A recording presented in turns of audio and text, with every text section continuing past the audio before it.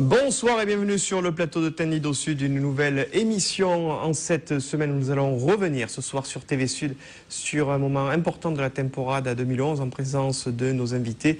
Nous allons prendre la direction de la route des Landes et plus précisément celle de la commune de Saint-Vincent de Tyrosse pour revivre cette grande corrida de Victorino Martin au cours de laquelle Stéphane Fernández Meca a pris sa despedida devant de nombreux aficionados. Avec nous pour commenter dans cette émission spéciale que nous déclinerons au cours des 2 prochaines semaines, plusieurs invités autour de cette table. Bien évidemment, le maestro Stéphane Fernández Meca. Bonsoir. Bonsoir. Merci Stéphane d'avoir accepté notre invitation, émission qu'on a voulu spéciale autour de gens qui vous ont accompagné pendant un long bout de chemin dans votre carrière en qualité de torero. Notamment, on pense à votre gauche, à votre valet d'épée, Jean-Louis Heim. Bonsoir. Bonsoir. Et puis face à vous, 2 membres de la quadrille, Stéphane, qui était présent également le 24 juillet 2011 dans ces arènes, Marcel Dangou de Saint-Vincent de Tyrosse, l'un de vos picadors, Gabin Réhabi. Bonsoir Gabin. Bonsoir. Et puis à vos côtés, Rachidou Ramdan Morenito d'Arles. Bonsoir Rachid. Bonsoir. Voilà, on est réunis pour 2 semaines d'émission. On va essayer de revivre un petit peu toutes ces émotions qu'on a pu connaître lors de cette journée dominicale. Revenir également sur les courses qui nous attendent à l'orée de ce riche week-end taurin. Un programme que nous allons décliner dans l'agenda de la semaine.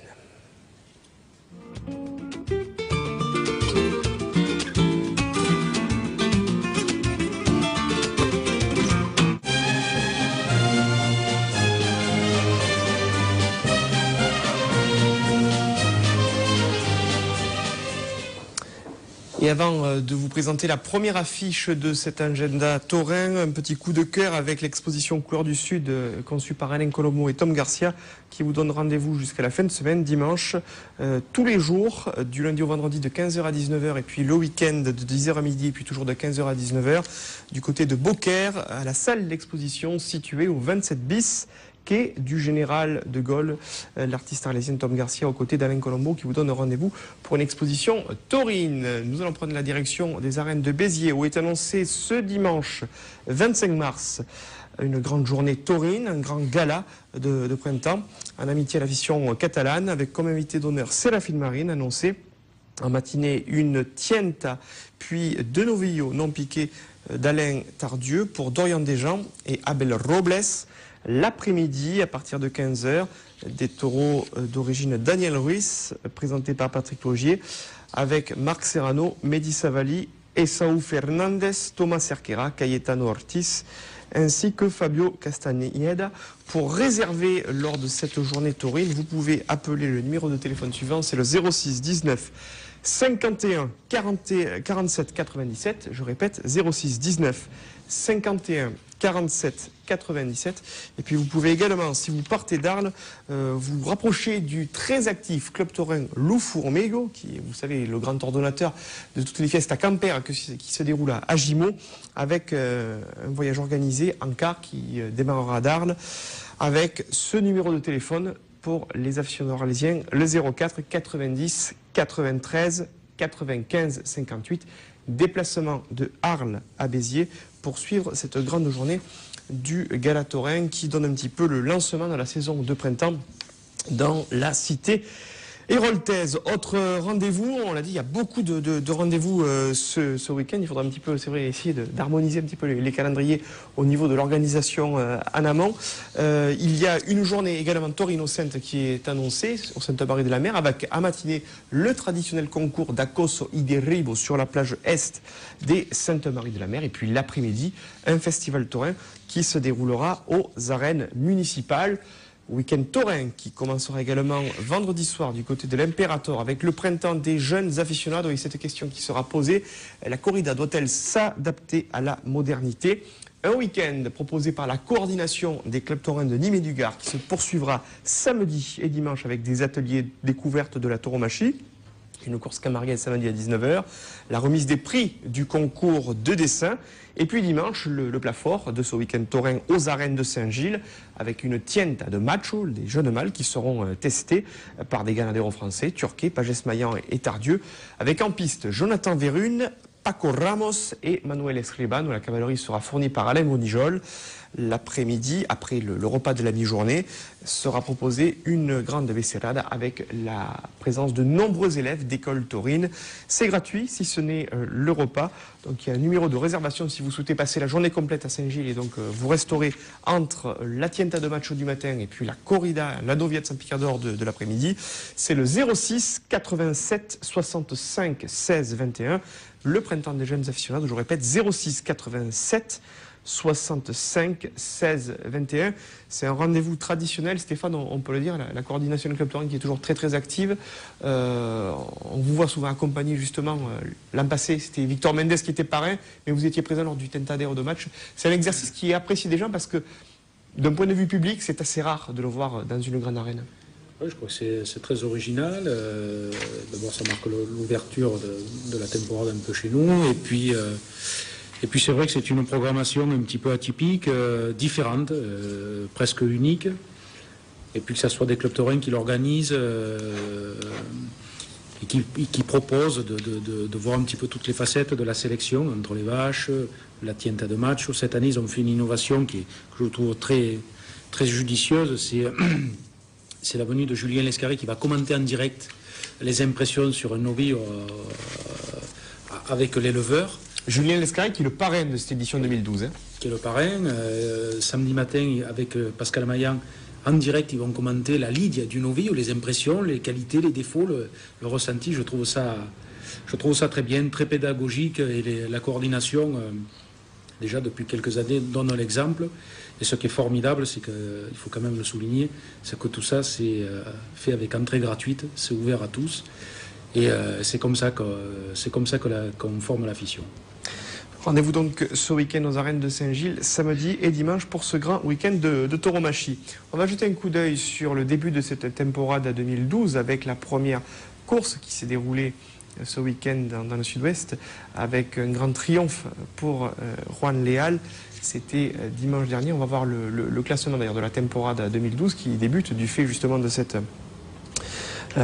noviade qui s'est déroulée. Juan Leal qui a coupé 4 oreilles, une oreille pour Thomas Cerquera et une oreille pour Angel Puerta. Je crois, Gabin, que vous étiez présent à cette course et que vous avez été le témoin justement de ce premier sambombazo, comme on pourrait dire dans la langue de Cervantes, de Juan Leal. Oui, oui. J'ai bien touré la noviade ce dimanche qui vient de passer.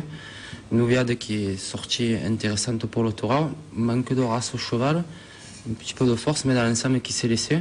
Et j'ai été très surpris des détails de Juan Leal, surtout qu'il a fait une très grosse préparation chez ses Apolerado en Espagne. Donc j'ai beaucoup d'espoir envers lui, du fait que je vais faire la saison avec lui. Et j'espère que ça va être de bon augure et qu'il puisse continuer son rythme comme il est parti. En boulet de canon, on a coupé 4 oreilles à Samadé, quoi. 4 oreilles à Samadé. Vu ce qu'il avait fait l'année dernière, Rachid, ces 4 oreilles, c'est pas un étonnement parce qu'on sait que Steven s'est vraiment beaucoup préparé pendant l'hiver au camp. Ouais. Il a eu une très grosse préparation. En plus, c'est un gamin qui se donne vachement, qui s'est sacrifié, qui a tout laissé pour aller vivre en Espagne. Moi, j'ai eu la chance de le voir il y a une semaine chez ses Apoderado en Espagne et lors d'un taureau en privé, il m'a vraiment bluffé parce qu'il a fait des progrès énormes. Et c'est un gamin auquel je pense on peut vraiment avoir confiance. Et pourquoi pas la prochaine vedette de la France. On le souhaite en tout cas pour Juan Leal, qui sera suivi avec grande attention cette année dans l'escalafon des Noblières. On va rappeler le site internet de notre chaîne, le www.tvsud.fr, pour suivre cette émission à la carte et revoir celle-ci depuis votre ordinateur. Une émission que vous pouvez également suivre depuis votre smartphone. Vous allez sur l'Apple Store de l'iPhone, vous téléchargez l'application TV Sud, c'est gratuit, et vous pouvez regarder cette émission et les anciens numéros depuis votre iPhone. Alors je l'ai dit, émission spéciale, messieurs, autour de cette date du 24 juillet 2011. On souhaitait prendre le temps, juste avant vraiment le début de la saison, pour vous réunir autour de cette table. Stéphane, vous étiez venu au mois de juillet dernier, avant la tenue de la course, pour parler des enjeux, de la préparation de cette corrida. Aujourd'hui, quasiment 8 mois ont passé après cette course de Saint-Vincent de Tyros. Avec le recul, quels sont les enseignements que vous en tirez ? qu'il était temps que je le fasse. Il était temps que je le fasse parce que le temps passe, les années sont là et bon, je ne vous cache pas que même si j'étais confiant, je me suis posé pas mal de questions. Est-ce que c'était bien de le faire? Est-ce que les gens allaient comprendre pourquoi je faisais cette corrida? Je pense que oui aujourd'hui. Et l'enseignement, c'est que depuis cette corrida, je suis en paix avec moi-même. Il me manquait vraiment cette corrida pour partir assouvi. Et si je ne l'avais pas fait, je l'aurais regretté. Donc aujourd'hui que ça s'est passé, je suis très heureux et je suis assouvi. Et voilà, je suis parti comme je voulais, avec l'élevage que je voulais, dans les conditions que je voulais. Et ça aurait été dommage de ne pas le faire. Mais bon, il était temps de le faire. Jean-Louis, l'année dernière, lorsque Stéphane vous a appelé pour vous dire « Je t'aurai à Saint-Vincent de Tyros la corrida de mes adieux, de ma despedida devant des Victorino Martin », comment vous avez réagi quand Stéphane vous a demandé de faire le valet d'épée pour cet ultime après-midi? Ben, j'ai dit oui de suite. Oui, ça a été pour moi, d'abord je voudrais remercier le maestro pour tous les grands moments que j'ai passés avec lui et les moins bons. Et voilà. Et donc j'ai dit oui, pas de problème, on boxe. Alors justement, on va rebondir sur un aspect de cet après-midi. C'était le 24 juillet 2011, avec ces images tournées un petit peu plus d'1h30 dans un hôtel d'Aqua. Vous nous avez fait l'honneur, Stéphane, de pouvoir venir assister à ce vestido, cet habillage, où vous aviez choisi de revêtir un costume aubergine et or que vous aviez porté tout au long notamment de la saison de 2005, on se souvient. Ouais, c'était un costume que j'avais porté lors de la temporada de mes adieux. Et bon, après, la signification, elle ne veut peut-être pas dire grand-chose. Ce jour-là, si vous vous rappelez, j'avais amené plusieurs costumes, j'hésitais, l'un, l'autre. Bon. Et ce costume, j'avais revêtu la dernière fois en Arles, pour mes adieux en Arles. Je garde de mes adieux d'Arles un excellent souvenir, très chaleureux, voilà, un excellent souvenir. Et bon, jusqu'au dernier moment, j'hésitais. Et bon, c'est celui-là que j'ai choisi au dernier moment pour faire ce dernier passéo parce que je savais très bien que c'était la dernière fois, quoi, vraiment la dernière fois. Il y avait plus de pression, Jean-Louis, au moment du vestido par rapport aux autres que vous avez connus? Oui, disons que là j'étais émotionné. Hein. Je savais, parce que bon, il y a tout qui me repassait dans la tête, les moments intenses que j'ai vécus quand on était un peu plus jeune. Et je savais que là c'était la dernière fois que je l'habillais. Je veux dire, c'était pour moi très émouvant. Notamment ici au moment où vous fixez la colette. La colette, hein. C'est toujours un moment très, très solennel. Il y avait, c'est vrai Stéphane, on le voit aussi sur ces images, cette gravité. Votre fils Clément, qu'on l'on voit face à vous, qui était vraiment pleinement investi dans votre habillage, qui semblait marqué par ce moment-là. Oui, mon fils était peut-être plus inquiet que moi.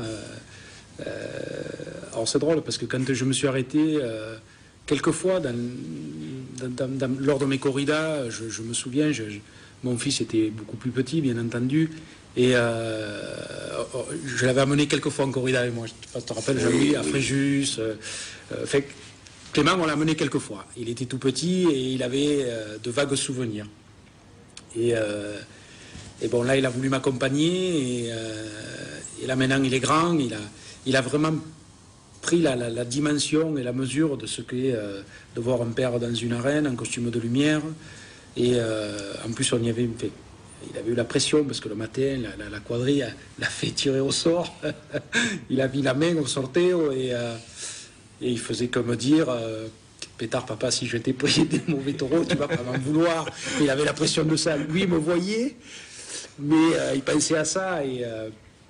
Mais bon, ça me faisait. Je suis très touché de voir ces images parce que voilà, Clément, il partira. Il aura l'image de son père de torero plus présente, quoi. Avant, il était trop petit et il a eu du mal à... Quand j'en parle avec lui, il avait du mal à se remémorer les fois où je l'ai amené. Là, vraiment, il a vécu de près ce que c'était une journée de torero. Et bon, Et là, on voit, en regardant votre visage, Stéphane, que lorsque Jean-Louis vous donne la chaquetilla, on sent que vous êtes déjà dans la course. Il y a un changement au niveau de votre visage qui est assez prégnant. C'est drôle parce qu'on oublie, quand on torait, on a une espèce de mécanisme d'habitude qui se fait que, bon, et on ne s'en rend plus trop compte. Et quand tu t'arrêtes, quand il se passe 5-6 ans, comme il s'est passé avec moi, c'est rangé dans le coin de ta tête et tu y penses plus. Et là, quand Jean-Louis m'a habillé, honnêtement, on aurait dit que j'avais toré ma dernière corrida la veille. C'est fou, comme le costume m'a pas gêné. Voilà, on aurait dit que... On n'aurait jamais dit que je ne ressentais pas ces 6 années d'inactivité. Je n'avais jamais remis un costume de lumière entier, quoi, dans ces conditions. Parce que une chose, c'est tuer des taureaux en privé, mettre une chaquetilla, s'entraîner. Mais après, il y a le jour de la corrida qui est là. Il y a la vraie pression. Voilà, c'est plus une répétition. On y est. Et honnêtement, je l'ai pas. Ce costume ne me pesait pas. Vous avez découvert, Rachid, ces images pendant que nous filmions justement Stéphane Meka dans sa chambre d'hôtel. La quadrille, elle aussi, se préparait. Vous aussi, vous revêtissiez l'habit de lumière. Vous découvrez ces images. Quel est votre ressenti, justement? Le ressenti, il est que on revient un petit peu à cette journée-là. Et c'est vrai que ça a été une journée fabuleuse. Et d'avoir pu y participer, je ne suis que... ravi, émerveillé, parce que pour moi, Stéphane, ça a été quelqu'un qui m'a donné une très grande opportunité. Je peux dire vraiment, comme je rejoins Jean-Louis, ce qu'il disait tout à l'heure, un grand merci au maestro, parce que ce que je suis à l'heure actuelle dans les taureaux, ce que j'ai pu faire, c'est grâce à lui, parce que je me rappelle qu'en 2002, c'était ma seconde année de banderilleur, il m'a brindé l'opportunité de rentrer dans sa quadrille. Et... au départ, je ne savais pas parce que je commençais et il m'a dit « T'inquiète, tu viens, ça va le faire ». Et ça a été une grande histoire. Moi, Stéphane, c'est quelqu'un qui m'a tout donné, qui m'a appris beaucoup, beaucoup dans les taureaux. Une grande histoire, messieurs, sur laquelle nous allons revenir tout au long de ces 2 émissions, notamment après une courte pause. Nous allons revenir dans un reportage spécial sur la carrière de Stéphane Fernandez Meka, la première partie de celle-ci jusqu'aux adieux de 2005, et puis revenir sur cette despedida qui n'avait jamais eu lieu. Elle était initialement prévue à Florac, se souviennent les aficionados, mais les caprices du temps avaient empêché celle-ci de se tenir, et puis finalement, 6 ans plus tard, c'est à Saint-Vincent de Tyrosse, toujours dans le sud-ouest, que cette corrida a eu lieu. Un petit rappel historique de la carrière de Stéphane Fernandez Meka, et puis on se retrouve avec nos invités pour la suite de cette émission de Tannido Sud.